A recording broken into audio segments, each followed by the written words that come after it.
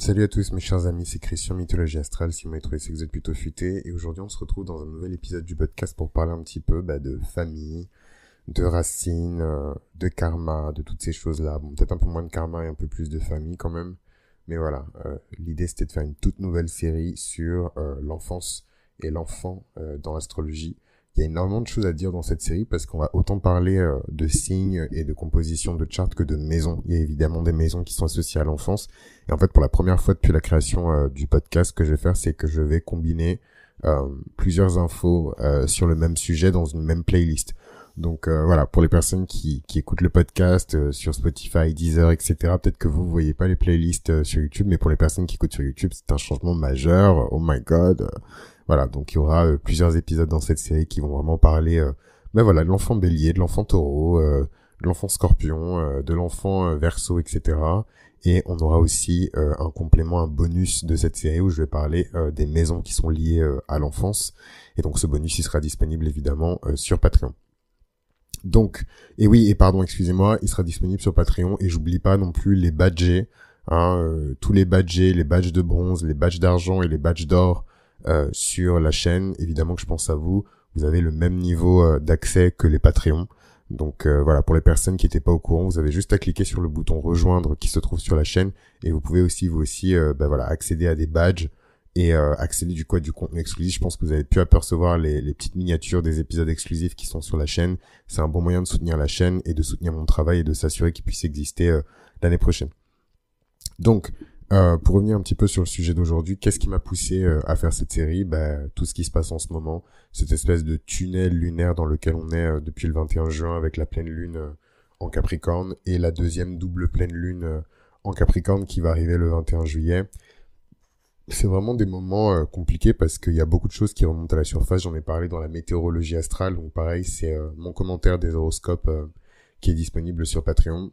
Et dans la météorologie astrale, j'ai fait un épisode spécial où j'ai parlé de ça en fait et je vous disais que c'est des moments où on a l'impression qu'on a le poids du monde sur les épaules, c'est des moments où on ressent vraiment le karma de sa famille, de sa lignée, de ses ancêtres, et c'est des moments où il faut évidemment prendre du temps pour se recentrer sur soi-même et pour aller à l'essentiel.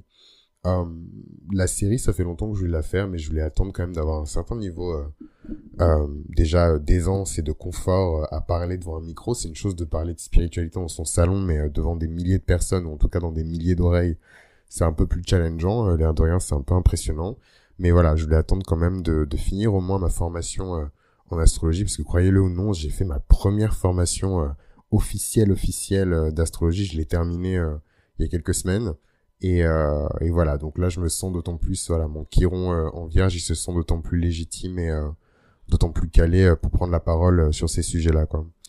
Et donc dans cet épisode, je voulais absolument vous parler de l'enfance parce que voilà, c'est un sujet qui est important en ce moment et je suis sorti un petit peu de ce rapport à l'enfance et à mêler l'astrologie ou en tout cas toute forme d'art mystique avec les enfants. C'est vrai que j'ai toujours peur de la dimension très déterministe en fait de l'astrologie. Il faut vraiment être euh, comment dirais-je, j'ai pas envie de dire des trucs négatifs, donc voilà, faut vraiment être spécial pour penser que, enfin, pour totalement occulter la dimension déterministe de l'astrologie.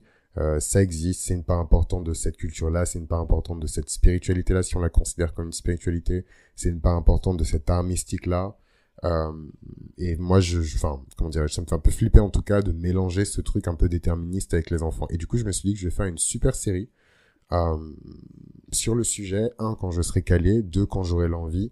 Et 3, quand j'aurai résolu cette espèce de conflit moral un peu éthique que j'ai par rapport au fait de parler d'astrologie aux enfants ou de faire le thème des enfants. Et du coup, je me suis dit, quoi de mieux que de le faire dans une série, de reparler donc de l'enfance, des 12 signes. Et c'est vrai qu'ici, bizarrement, je vais moins parler de l'ascendant et beaucoup plus du signe solaire, puisque vous verrez, en tout cas dans l'enfance, c'est vraiment important son signe solaire. Un peu moins, je trouve, à l'âge adulte, mais ça, c'est mon avis et je vous expliquerai tout ça, pourquoi. Euh, donc, on va parler de l'enfance des signes. Et donc, dans le premier épisode, on va parler de l'enfance du bélier. Et on va faire les 12. Puis, sur Patreon, on aura cette série spéciale où on va parler des maisons qui sont liées à l'enfance. Les maisons qui sont liées à l'enfance, il y en a plusieurs dans le thème, contrairement à ce qu'on pourrait penser. Et donc, on va détailler tout ça sur Patreon. Donc en attendant, je vous remercie et je vous dis à tout de suite dans cette nouvelle série sur l'enfance des signes.